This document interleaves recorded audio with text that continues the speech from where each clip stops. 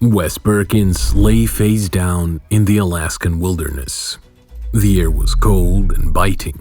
He could hardly breathe because he had to plant his face in the snow to stay alive.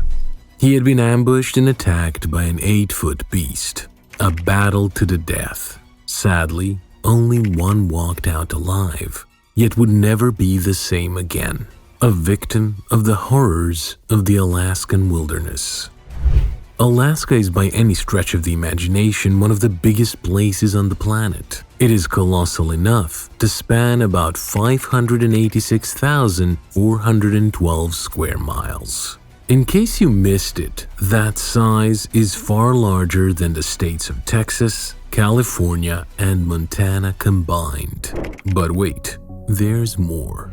With its great size, the Alaskan wilderness is unarguably also one of the most dangerous places on the planet.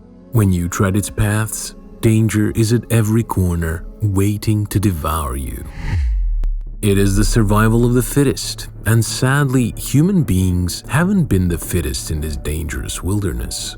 As a matter of fact, between the year 2000 and today, there have been approximately 80 reported animal attacks that have occurred in this wilderness. And of these attacks, 70 had to be hospitalized and 10 had terrible fatalities.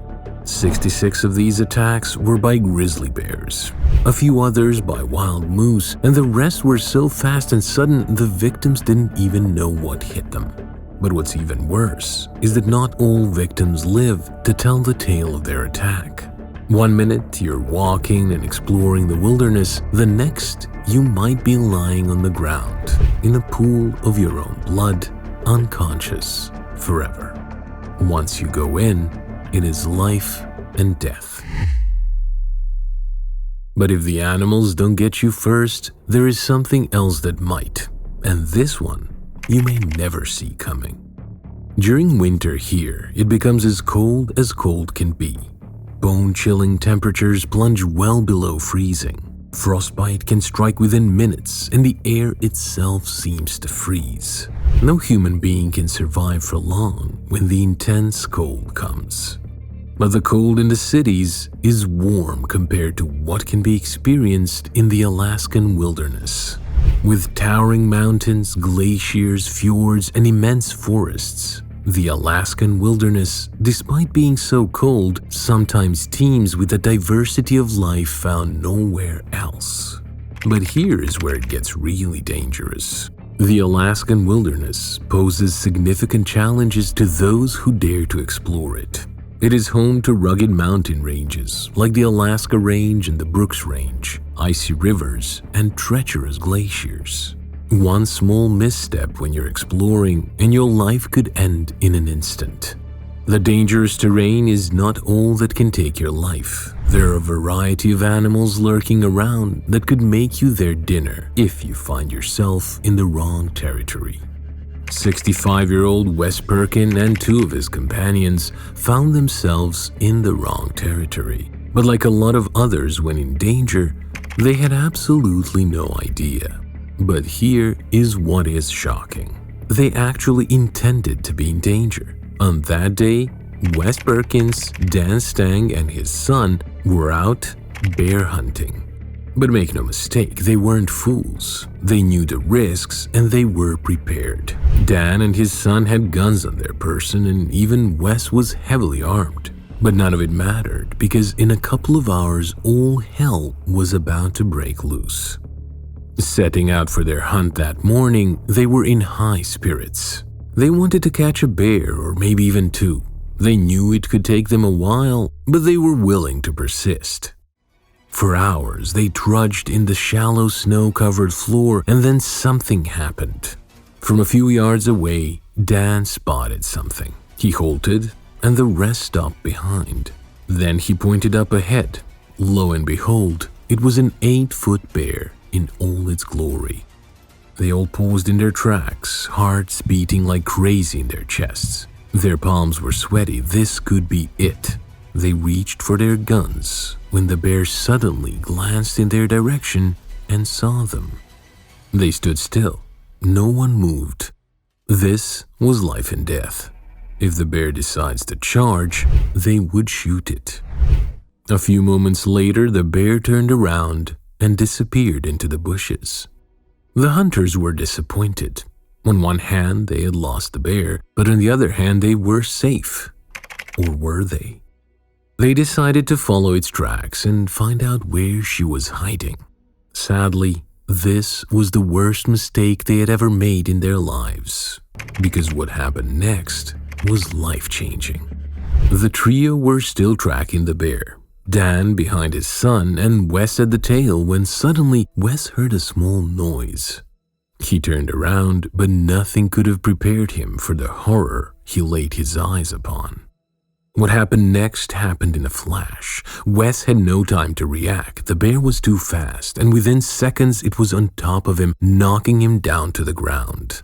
Dan heard the noise and was mortified when he turned around to see the horrible sight. There was no time to waste. He had to think fast.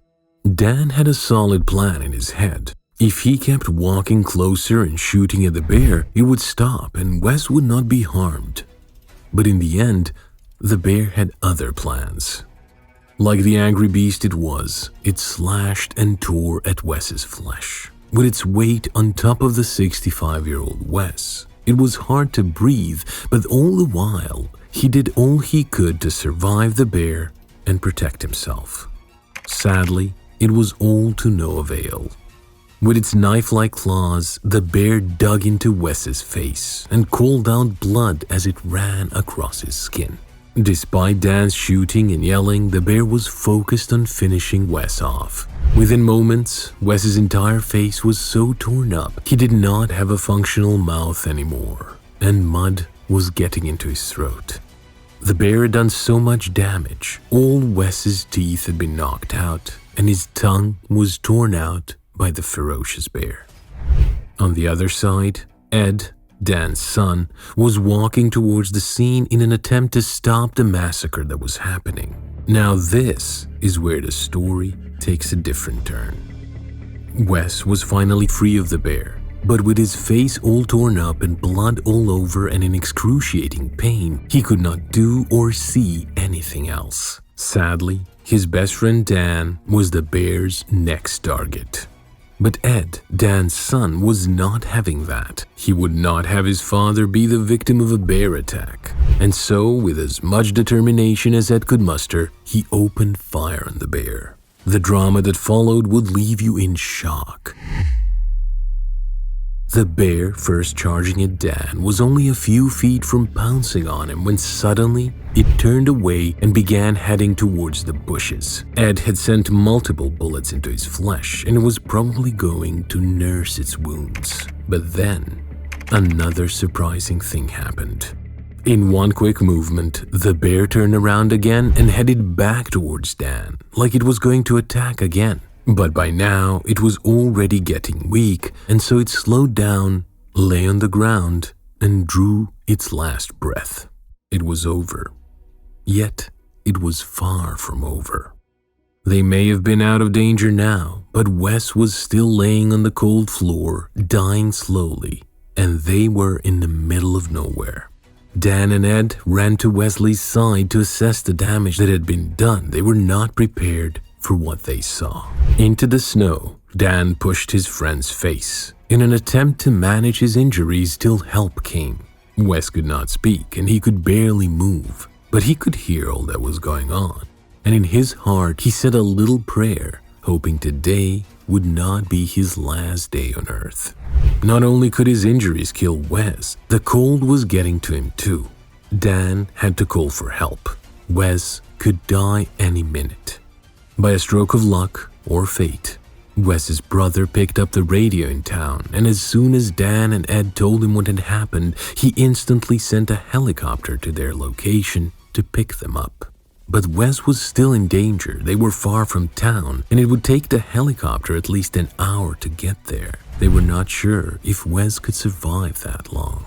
But they stood by Wes, encouraging him, talking to him even though he could not speak back. They told him to stay still. Help was on its way. And so, with his torn-up face still buried in the snow, Wes stayed still, enduring the cold and pain. waiting patiently, hoping, praying that help would come in time. Sure enough, it took about an hour, but Wes finally heard the helicopter approaching. At this point, it was dangerous trying to move Wes into the helicopter, but they had to. Luckily, Wes still had some strength in him. With the help of his friends, he was able to stand on his feet and walk into the helicopter. However, this was not without difficulty. Wes had to tilt his head to the side so he could open up his airways and breathe. Now, it was on to receiving medical care. It took a few years for Wes to recover. He had to learn how to talk again, and his fave would never remain the same. But in the end, he's lucky to have survived the attack.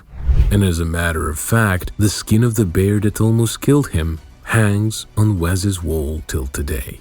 Wesley Perkins has devoted his life to helping other bear victims get help and recover as fast as they can.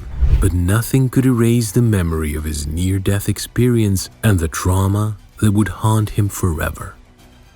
If you think this attack was ferocious, you should check out this next one.